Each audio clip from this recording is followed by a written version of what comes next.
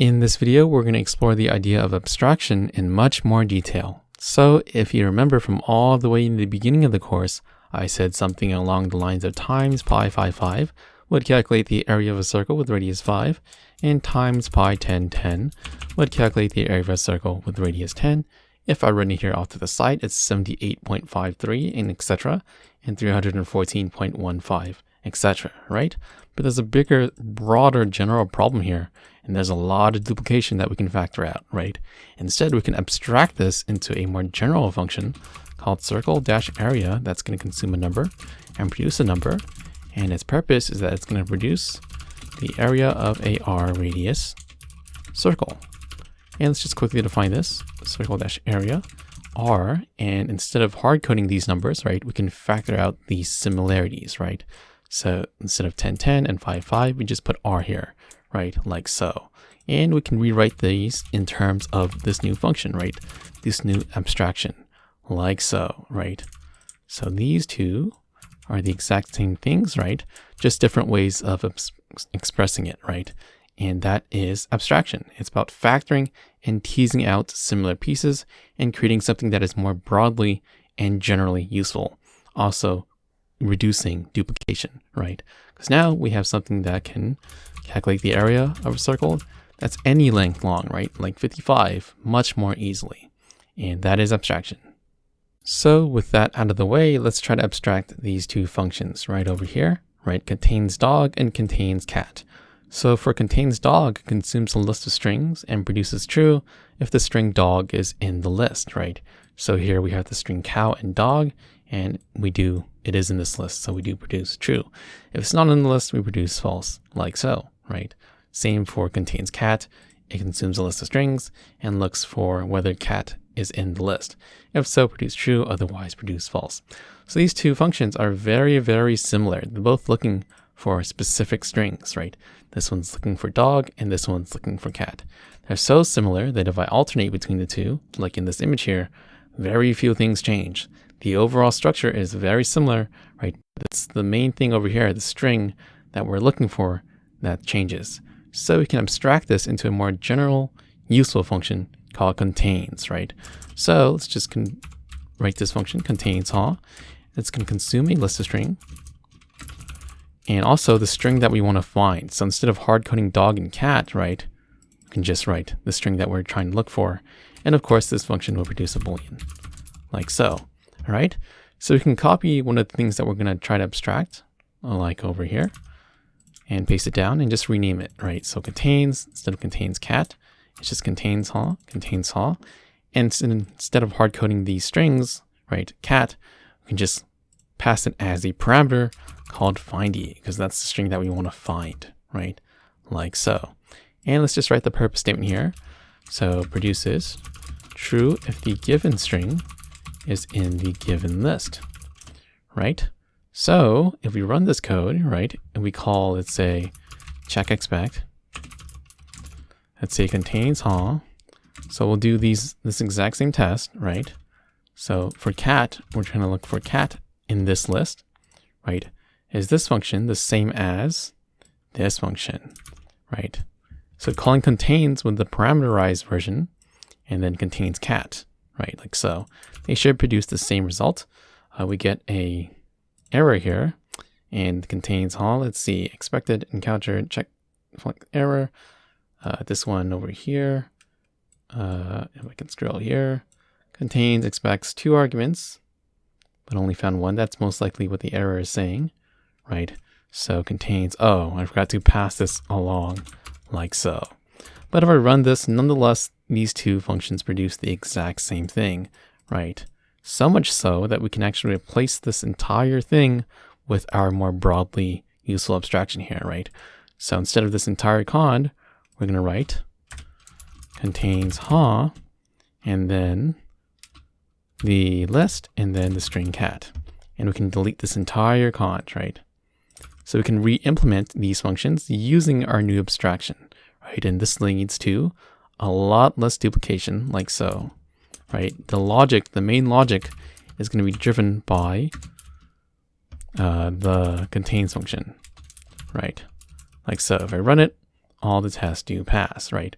We're reducing duplication and we're having this single point of control where this is where most likely all the bugs are going to be, like so. And that is how you abstract contains cat and contains dog into a more general contains function. So here is the recipe for abstraction. First, you compare two items to functions for similarities in their text and behavior. Second, you abstract. You replace the common inessential differences with the new names and add these names to the parameter list. Third, you rewrite your old function in terms of the new abstraction function and validate it through tests, right? So notice how I rewrote contains cat, right? With the abstracted contains, and I validated it through tests. Fourth, you rewrite the signature for the new abstraction. And this is going to be the hardest part. Even though I wrote it fine here, right? In the upcoming problems, it's not going to be so simple. So I recommend you do this last and leave them as comments, because in the next upcoming videos, we're going to show you how to write signatures that are much more complex than this, right? In fact, right, usually what you do is you copy one of these similar functions, right? You worked through the abstraction of the contains function by copying and pasting cat and just manipulating the things and factoring out the things that are similar, right? So ignore the signature for now, right? Leave them as comments. All right. So with that out of the way, we're going to do problems 20.0 abstract add and 20.01 abstract extract in this video. All right, so I have these problems downloaded and opened up in Racket. So let's just review these functions, right? We have add 1 star. It consumes a list of numbers and produces a list of numbers, and it just adds 1 to each item on the list. So here we have add 1 star to the list 1 through 5, and it should produce the list 2, 4, 6, because 1 plus 1 is 2, 3 plus 1 is 4, and 5 plus 1 is 6. Likewise, here's a plus 5 function, consumes a list of numbers and produces a list of numbers, and it just adds 5 to each item in the list. So given the list 1 through 5, produce 6, 8, and 10, because 1 plus 5 is 6, 3 plus 5 is 8, and 5 plus 5 is 10. All right, so here's problem A. Abstract add 1 star and plus 5 into a new general abstract function, right? So you're going to have to define a function here that abstracts plus 5 and add 1 star, all right? So pause the video and try to do that. I'm going to go over spoilers in 3, 2, and 1. All right, I'm assuming that you guys took a good swing at it, so now let's go over it together. So here is my recipe for abstraction. I'm just going to leave it here off to the side, and let's work through it step by step. So number 1, compare 2 items for similarities in their text and behavior. So here's the 2 items, right? Let's compare them in the text first. So they look very textually similar, but it's this part that's different, right? So we're going to need to rewrite this, right? Like add 1, instead of using the built-in add 1, we can use plus 1 instead, like so, right? And this is going to be often the case that you're going to need to do a lot of renaming and rewriting to get things to look textually similar. But beyond that, you should also look at the behavior. In fact, looking at the behavior will probably tell you more about how to abstract the function, right? So looking at these tests, right? This one adds 1 and this one adds 5, right? So we're getting a better idea for what's similar, right? So next is abstract. Replace the common inessential differences with the new names and add these names to the parameter list, right? So we know that this 5 and this 1 are now the things that we need to abstract away. So let's just copy one of these functions and abstract, right? So we're going to rename this function add n, and let's just rename all the recursion here. Instead of plus 5, it's add n, all right? And it's going to consume n, where that n is going to replace the 5 and the 10 here, right? The 5 and this 1 here, I mean, like so. So there we go. And next is rewrite your old function in terms of the new abstraction function and validate it through tests, right?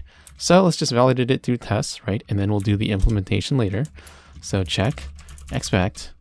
So we call add n given this list, right? 1, 3, and 5. And let's just pass in 5, right? It should be the same as a call to this function.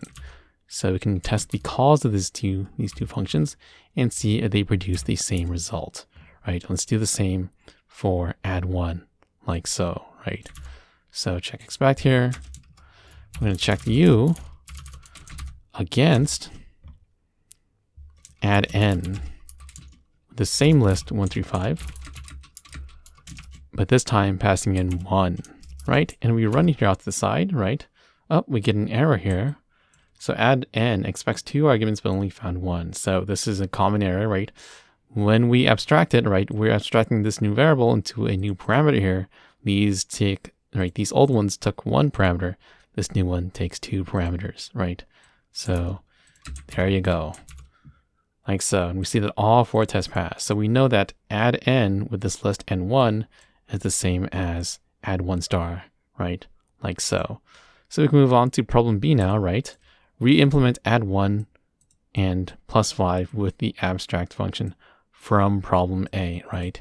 So pause the video and try to take a crack at that. I'm gonna go over spoilers in 3, 2, and 1.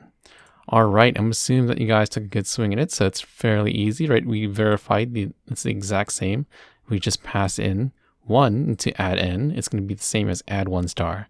So let's just do that, right? So we're gonna do this, right? And just replace this entire command with this, and then pass in this list instead. And then this function, right, add 1 star is going to hard code 1 here.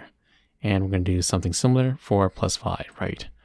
So like so, instead of this entire command, right, just have it be a call to add n, which we abstracted away, right? We found a more useful, broader abstraction that by which we solve this, right, we can write plus 5 and add 1 and implement it through this abstraction. Like so. So if I hit run, all the tests should still pass. And so they do. All right. And that is problem B done. And of course, lastly, rewrite the signature for the new abstraction. So for this new abstraction, add -n, it's going to be a function, right, that consumes a list of numbers, right? So list of number, and then also a number, right? That's going to be the number we want to add. That's the second parameter here. And it's going to produce a list of number. All right. And like so, that is all the steps done. All right. So now let's move on to the next problem, 20.01. It's called abstract extract. I'm going to minimize this and put this here off to the side a little, like so. All right, so let's try to read through this problem. Here we have problem A, write tests for smaller than and larger than. So here we have to do tests, and same for larger than. All right, so pause the video and try to write the tests for smaller than and larger than. I'm gonna go over spoilers in 3, 2, and 1. All right, gonna assume that you guys took a good swing at it. So now let's go over it together. So we're gonna write check expect smaller than. So given the list 1, 2, 3, 4, right? And let's say we want only numbers smaller than 3, right? Well, it's going to be these two numbers, list 1 and 2, right? 3 is bigger, 3 is equal to 3, and 4 is, bigger than 3. So this should produce list 1, 2, right? Let's do one test for larger than. You're welcome to do more tests, but for the sake of time, right? Check expect larger than list 1, 2, 3, 4, right? Let's do something like 2, right? I want all the numbers that are larger than 2 in this list, right? So all the numbers that are larger than 2, 1 is not larger than 2, it's smaller than 2. 2 is equal to 2, and then 3 is larger than 2, and 4 is larger than 2. All right, so let's just run this, and that is the test step done. That is problem A done. So now that we have a more general idea of what this function does, let's move on to problem B. Abstract smaller than and larger than with a new function and call it extract. All right. So pause the video and try to work through the steps for abstraction. I'm going to go over spoilers in 3, 2, and 1. All right, I'm assuming that you guys took a good swing at it, so now let's go over it together. So first, compare two items for similarities in their text and behavior. Right, so text-wise, right, they're pretty much very similar. They both have a recursive structure, processing a list. And let's see, the names are different, but that's kind of an inessential difference. The main difference that we should focus on is that larger than uses this larger than for this if statement, And the smaller than uses this smaller than for this if statement, right? That's one of the big differences. Behavior-wise, they're pretty similar, right? This one extracts small numbers that are, under this limit, and this one extracts big numbers that are over this limit, right? Like so, over this given limit, right? So now we're in a position to abstract, right? So let's just copy this, right? But now we know that what we need to abstract is this main difference, right? This greater than and this less than, right? So let's just I'm gonna take this function this time. It doesn't really matter, right? And let's just try to abstract the inessential differences away, right? So let's rename this to extract because that's what the problem B told us, right? And let's just rename these functions here. All right. The recursions here, right? All right. So this is the main difference, right? You want this to be something that we pass in, right? Because this is something that we can factor out into a variable. So we're going to consume, let's see, the function here, and we're going to call it fn, right? You can call this whatever you want. You can call it, tater tots if you want. But fn seems to be what is descriptive of, what this is, right? It's going to be a function that we need to compare against some limit. All right. So let's see, is there anything else we need to do? This looks pretty good to me, right? So let's actually try to move on to the next step, which is to test and validate this function. So check expect. So let's get this larger than list, right? And let's test the function calls, all right, to each other instead of like values over here. We can check if two functions produce the exact same result. So is larger than the same as calling the extract function with the fn being greater than, because that's what we decided was the main factor thing, the thing that we can factor out, right? And the limit this time is 2, so we can copy that limit, right? Are these two the same? LSD, this variable is not defined. Jump to error. Oh, right. Whoops. Right, so are these two functions the same? We run this, right? We see the classic error I keep forgetting, right? We added a new parameter here, right? So the recursive calls actually have to mirror that, right? So let's just run this. And we see that the third test, right? This test actually passed. So this extract with greater than sign and hard coding this 2 here too, right? Passing 2 here is the same as larger than with this list and this parameter as well. All right, let's check the same for smaller, right? So I'm going to grab this like so, and I'm going to do a check expect over there, and then we're going to call it extract. It's nice to just copy this in and then just replace this, right? So this should be less than, right? Because that's what we factored out into a variable here, right? This is going to be the given list. And then this is going to be the given limit.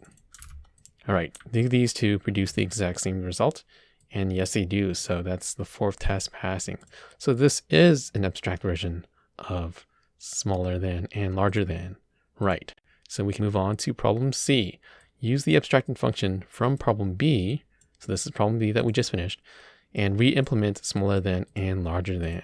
So pause the video and try to do problem C on your own. We were spoilers in 3, 2, and 1. All right, so I'm gonna assume that you guys took a good swing at it. So now let's go over it together. So now that we tested it and we know that smaller than and extract with the less than symbol are the same functions, right? They produce the same results. We can re-implement smaller than using the extract function over here. So let's just go to smaller than, delete this entire cond, and just replace these two arguments with the given list and limit. Just pass them down to extract. If we run it, all the tests still pass. Let's do the same for larger than and re-implement it in terms of this extract abstract function that we teased out over here and abstracted out, right? Like so. So calling extract with the greater than symbol. Run it and all 4 tests still pass. And we are done with problem C. All right. So an important thing to note here is that we can pass in functions as parameters. And that's something that we've never done before, right? Usually parameters are just strings, numbers, booleans, and lists. But this time it's a function. And this is called a higher order function. functions that consume other functions are called higher order functions. It's just terminology that you need to remember. And it's not available to BSL. You do have to upgrade the language level to intermediate student language or higher. All right. Anywho, let's just move on to step 4, right? We got to rewrite the signature for the new abstracted function. So as I said, this step is the hardest because signatures are going to get more complex from now on. And it requires you to work backwards, right? So the signature for extract, right, consumes a function, right? It is a function. So this set of parentheses represents that it's a function. And you should probably write the arrows first, right? Because it's going to help you, write it, because the notation is going to get a lot more funky, right? So we know that it's a function. Extract is a function. It consumes as its first argument a function. So we need another set of parentheses. This set of parentheses represents this function. And this function consumes 2 arguments, a limit and first of LST. Well, we know that LST is a number, and first of LST will get the number out of that list. And limit is also a number if we look at these examples here, right? 3 and 2. So this function has to consume 2 numbers, right? So number, and it has to produce a Boolean, right? Because we look at if, right? If as its first argument, it takes a Boolean, right? So like so. And that is how you do the type signatures for functions that consume other functions, all right? So let's do the other 2 arguments. List, LST here, is going to be a list of numbers. So list of, all right? And then this last one, limit, we know is just a number. All right, and this whole thing produces a list of numbers because that's what we're trying to abstract here, right? And we're abstracting larger than, like so. So that's what it is. All right, so let's just review this because it's a lot to take in. Right, extract takes 3 arguments. First is a function, right? This is going to be that first argument that consumes 2 numbers and a Boolean, right? That's the first argument. Second, right, is LST, which is a number, and third is a limit, which is also a number. And this whole thing, this whole extract function produces a list of numbers. And that is working backwards through signatures. So again, this is the hardest part. So I recommend you just leave them as type comments, right? Rather than checked signatures, because they're going to get more complex as we go on through this course. Beyond that, let's play around a little with extract over here, right? We can pass in any function, right? So let's say I'm going to do extract equal then list, let's say 1, 2, 3, 3, 4, 3, 3, right? And then the limit is 3, right? Whatever that is, right? I get a list of all the 3s in this list, right? This just essentially counts up all the 3s, like so. So consuming a function, again, is something that's very powerful, and we're going to spend the next 9 videos or so, 9 practice problems, abstracting functions that consume functions. It's a very, very powerful mechanism. In fact, we don't have to pass it the primitives, right? These operators for fn that are built into BSL. We can write our own helper function, right? Let's say square bigger than, I don't know, and it consumes 2 numbers. We know that this function, right, extract, consumes a function that takes in 2 numbers and produces a Boolean. So as long as we have a function that consumes 2 numbers and produces a Boolean, right? Let's just say square bigger or something, or just name it's whatever, right? We can just play around with this and do something like square A, is that greater than square B, right? The given B, right? And if we do extract of whatever, and just pass in the list of 1, 2, 3, 4, 5, 6, 7, let's see what numbers come out, right? So extract first argument, second argument, let's just do 2 as the argument here to the limit, right? And you can see that it produces the set of numbers because this is whatever this is, right? Applied to this list, right? We're extracting whether the square of the first number, the numbers in the given list, is that greater than the limit itself. And I recommend you, play around with this and debug step this, right? This whatever function with extract to really understand what's going on here. Anyways, that is about it for this video, and I will catch you in the next one.